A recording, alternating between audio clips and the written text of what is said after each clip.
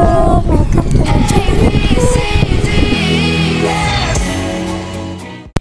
Assalamualaikum warahmatullahi wabarakatuh. Perkenalkan, nama saya Victoria Fiala Balkis dari kelas 1J dengan NIM 20211143771, mata kuliah pengantar pendidikan, dosen pengampu Dr. Haji Hendra Wijaya, Sarjana Agama Magister Pendidikan.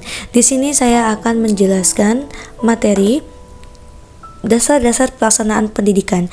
Adapun beberapa subtema yang akan kita bahas pada saat ini yaitu adalah aspek biologis, yang kedua aspek psikologis, dan yang ketiga aspek sosiologis, dan terakhir adalah Undang-Undang Sistem Pendidikan Nasional. Kita lanjut ke materi pertama. Materi pertama yaitu mengenai tentang aspek biologis. Dalam perkembangan dan pertumbuhan anak, ada faktor-faktor yang mempengaruhi, yaitu faktor hereditas dan faktor lingkungan. Secara sederhana, faktor hereditas merupakan faktor yang muncul pada tiap orang yang didapat atau diwarisi dari orang tua dalam wujud sifat-sifat genetis. Sedangkan lingkungan merupakan alam sosial yang mempengaruhi individu. Faktor hereditas pada perkembangan anak bersifat alami dari orang tua. Contohnya, bakat, prestasi, intelektual, ciri fisik, dan lain-lain. Sedang pada faktor lingkungan, proses perkembangan didasarkan pada lingkungan sebagai alat yang digunakan untuk mengarahkan perkembangan. Peran kedua faktor tersebut berbeda-beda, tapi tiap contoh kasus yang berbeda pula. Hal tersebut telah disebutkan Schaeffer dan Howe-Knoop tahun 1991 pada perkembangan dan belajar peserta didik. Sejak awal pada tahun 1980-an, ada kecenderungan para ahli untuk lebih menerima pentingnya pengaruh genetika atau hereditas terhadap perbedaan individu yang terjadi dalam perkembangan. Namun data yang sama dari penelitian genetik yang dilakukan memberikan bukti yang mendukung pentingnya pengaruh lingkungan. Perkembangan biologis dan perseptual anak memiliki keterjalinan dengan aspek-aspek perkembangan lainnya. Artinya, permasalahan-permasalahan yang terjadi dalam perkembangan fisik dan perseptual anak bisa berdampak negatif terhadap aspek-aspek perkembangan lainnya. Yang kedua, ada materi tentang aspek psikologis. Kajian psikologis yang erat kaitannya dengan pendidikan adalah yang berkaitan dengan kecerdasan, berpikir, dan belajar. Kecerdasan yang dimaksud adalah kecerdasan umum atau inteligensi, dan kecerdasan dalam bidang lain atau bakat. Van Veaget berpendapat bahwa kecerdasan merupakan internalisasi pengalaman.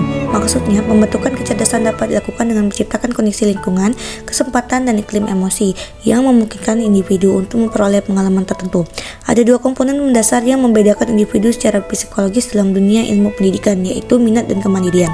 Minat sangat berkaitan dengan masalah bahan ajar, alat ajar, situasi, kondisi, serta guru. Sedangkan kemandirian, seseorang bergantung pada upaya membebaskan diri dari ketergantungan pada bantuan orang lain, menumbuhkan keberanian dan rasa percaya diri. Yang ketiga, ada aspek sosiologis, merupakan analisis ilmiah tentang proses sosial dan pola-pola interaksi sosial di dalam sistem pendidikan.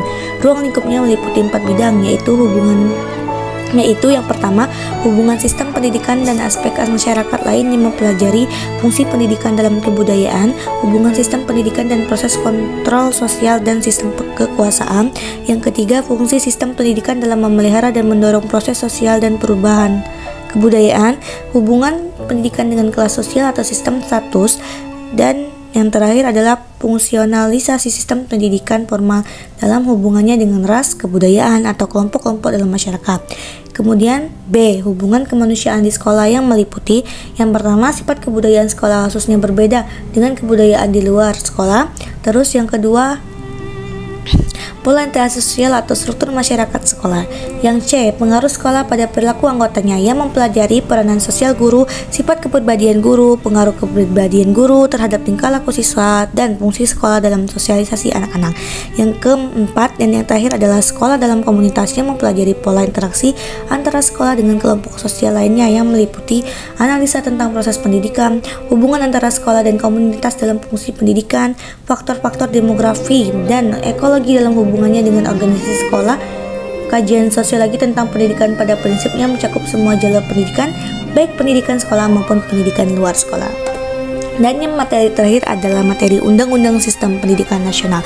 Ada banyak sekali mengenai Undang-Undang Sistem Pendidikan Nasional, terdapat pada UU nomor 20 tahun 2003, dan banyak dan banyak beberapa pasal. Di sini saya hanya akan menjelaskan beberapa pasal saja.